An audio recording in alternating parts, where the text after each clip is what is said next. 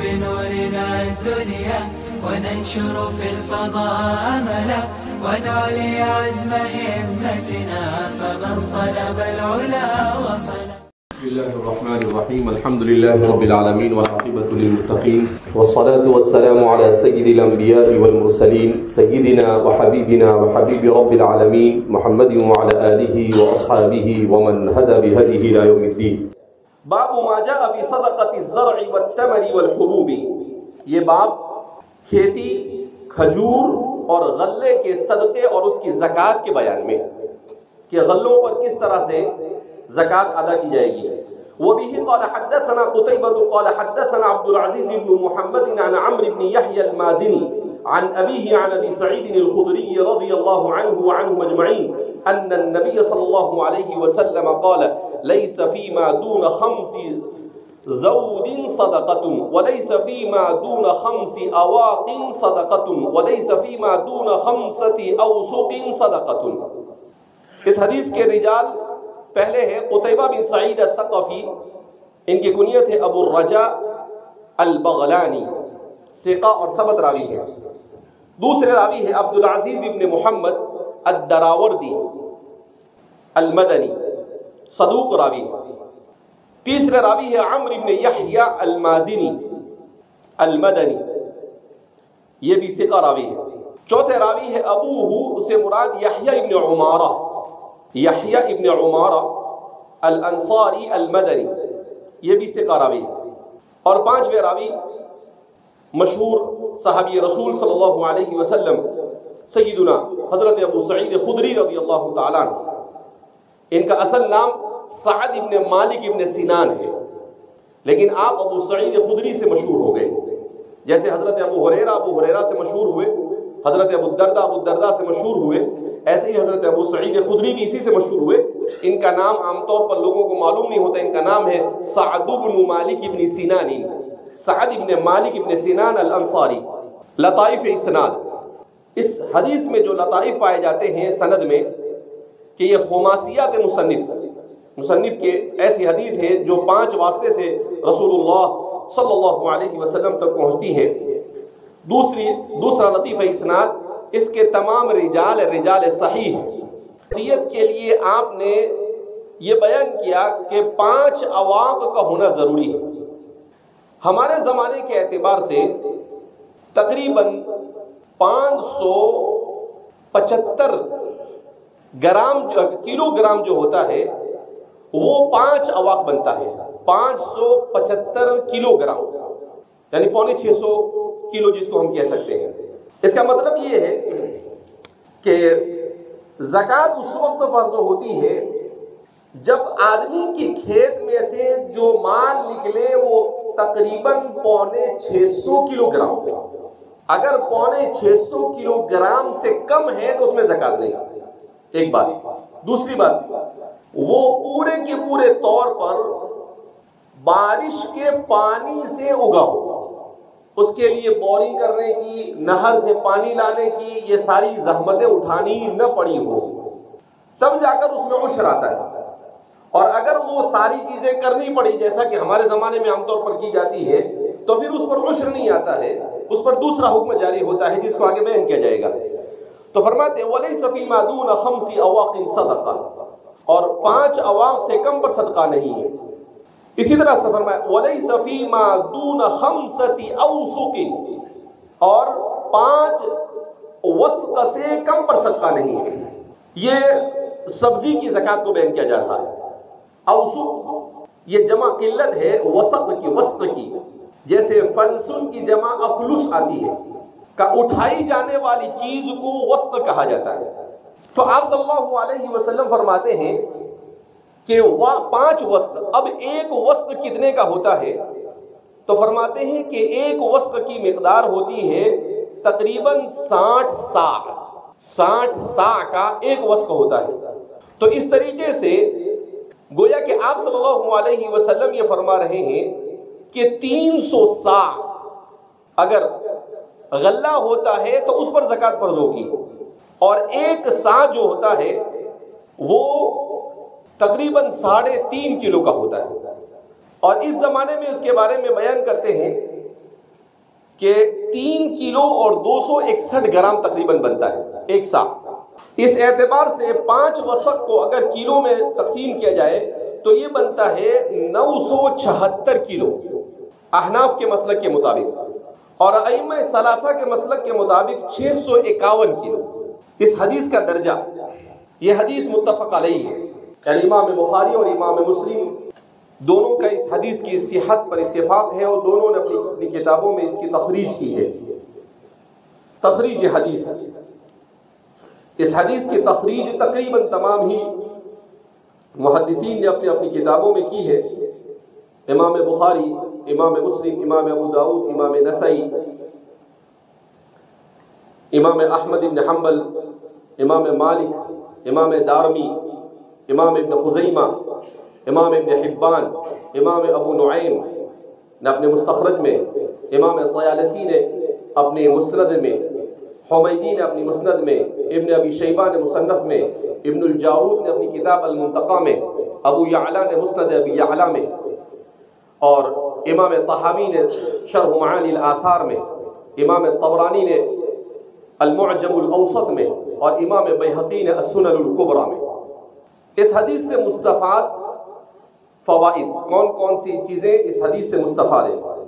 سب سے پہلے تو اس حدیث میں اللہ کے رسول صلی اللہ علیہ وسلم نے کتنی مقدار پر اموال ظاہریہ پر زکوٰۃ فرض ہوتا ہے اس کی طرف اشارہ کیا، کہ کھیت سے نکلنے والی سبزی پر کتنی مقدار، غلے پر کتنی مقدار، اور اونٹ پر کتنی مقدار، کم سے کم کتنی مقدار ہو تو اس پر زکوٰۃ فرض ہوتی ہے، اس کا پتہ چلا جیسا کہ بیان کیا گیا۔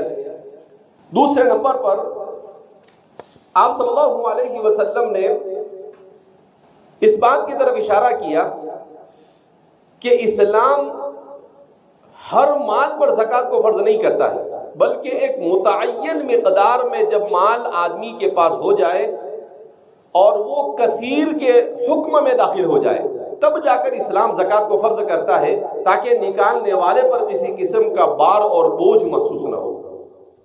وفي الباب عن ابي هريره وابن عمر وجابر وعبد الله بن عمرو رضي الله عنه، اور اس باب میں سیدنا راویۃ الاسلام حضرت ابو ہریرہ، حضرت عبداللہ بن عمر، حضرت جابر بن عبداللہ اور حضرت عبداللہ بن عمرو بن عاص رضی اللہ تعالیٰ عنہ سے روایت مروی ہے۔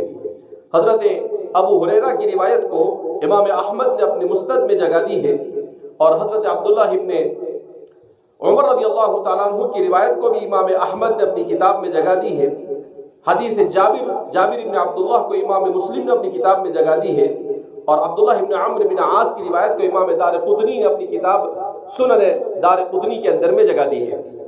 اور فرماتے ہیں کہ وفی الباب میں جن چیزوں کی طرف آپ نے اشارہ کیا، اس کے علاوہ بھی ام المؤمنین عائشہ صدیقہ رضی اللہ تعالیٰ عنہ کے نزدیک بھی اس طرح کی روایت آپ نے بھی روایت کی ہے، البتہ اس میں کچھ اختلاف پایا جا رہا تھا، اس وجہ سے مصنف نے اس کی طرف اشارہ نہیں کیا، اس لیے کہ اس میں 12 اوقیہ، تو جس روایت کو آپ نے صحیح سمجھا اور جس روایت پر آپ کو اعتماد تھا، ایسی روایتوں ہی کی طرف آپ اشارہ کرتے ہیں وفی الباب کے تحت، ورنہ ہر حدیث کی طرف آپ اشارہ کرتے نہیں۔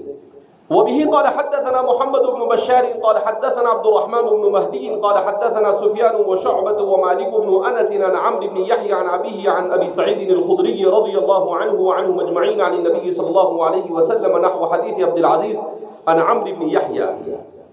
اس کے بعد دوسری روایت کو بیان کر رہے ہیں محمد بن بشار، جیسا کہ اس سے قبل بیان کیا گیا کہ بندار سے مشہور ہے یہ۔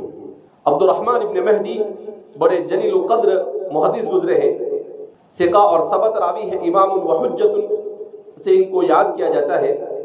امام سفیان ابن سعید الثوری، سفیان ثوری ان کا اصل نام ہے سفیان بن سعید الثوری الکوفی، اور چوتھے راوی ہے شعبۃ بن الحجاج، اور اس کے بعد امام دار الہجرہ حضرت امام مالک ابن انس، جن کی جلالت پر امت کا اتفاق ہے۔ پھر فرماتے ہیں نحو حدیث عبد العزیز، کہ حضرت سفیان، حضرت شعبہ اور حضرت مالک کی جو روایت ہے وہ عبد العزیز الدراوردی کی مذکورہ روایت کے بالکل مانند ہے، کہ جس میں آپ صلی اللہ علیہ وسلم نے کیا بیان کیا، لیس فیما دون خمسۃ اوسق ولا فیما دون خمس زود ولا فیما دون خمس اواق صدقہ. تو فرماتے ہیں کہ الفاظ میں تھوڑا سا آگے پیچھے فرق ہے، ورنہ بات وہی بیان کی گئی ہے. قال ابو عیسیٰ، امام ابو عیسیٰ الترمذی فرماتے ہیں حدیث ابی سعید الخدری حدیث حسن صحیح. حضرت ابو سعید خدری رضی اللہ تعالیٰ عنہ کی روایت حسن صحیح ہے. اسی لیے میں نے کہا کہ حسن صحیح آئے تو سمجھ جانے کا. حدیث جہاں پر امام ترمذی کا حسن صحیح، اس کا مطلب حسن صحیح، یعنی حدیث مشہور ہمارے محدثین کی اصطلاح کے مطابق وہ حدیث صحیح ہے.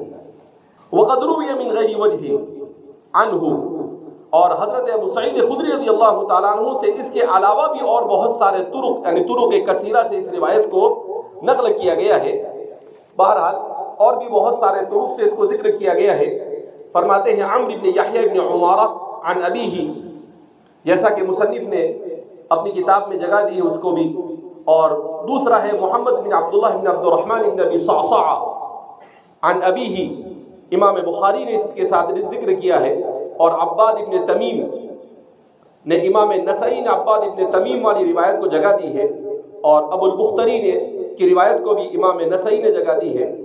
والعمل على هذا عند اہل العلم، شروع سال میں بتایا گیا تھا کہ ہمارے مصنف کا طریقہ یہ ہے کہ وہ اشارہ کرتے ہیں حدیث کو بیان کرنے کے بعد کہ گویا کہ حضرات فقہاء کو مستدلات فراہم کرتے ہیں.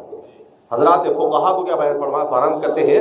مستدلات فراہم کرتے ہیں. اسی لیے فرمایا والعمل على هذا عند اہل العلم، کہ اہل علم کے یہاں پر اسی پر عمل کیا جاتا ہے.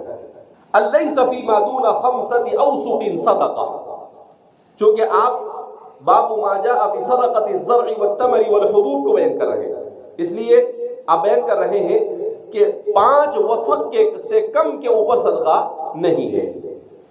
یہ جمہور اہل علم کا مذہب ہے. امام محمد اور امام ابو یوسف کا مسلک بھی یہی ہے. امام ابو حنیفہ فرماتے ہیں کہ عشر اور نصف عشر، ان دونوں کی تفصیل، دونوں کے سلسلے میں امام صاحب کے یہاں پر فرق پایا جاتا ہے کہ کس قسم کے زمین کے اوپر عشر واجب ہوتا ہے اور کتنی مقدار میں، اور کس قسم کی زمین کے اوپر عشر واجب ہوتا ہے اور اس کے لیے کتنی مقدار. تو امام صاحب کے یہاں پر دونوں میں فرق ہے، جبکہ امامین صاحبین اور ائمہ ثلاثہ وہ فرماتے ہیں کہ عشر ہو یا نصف عشر ہو.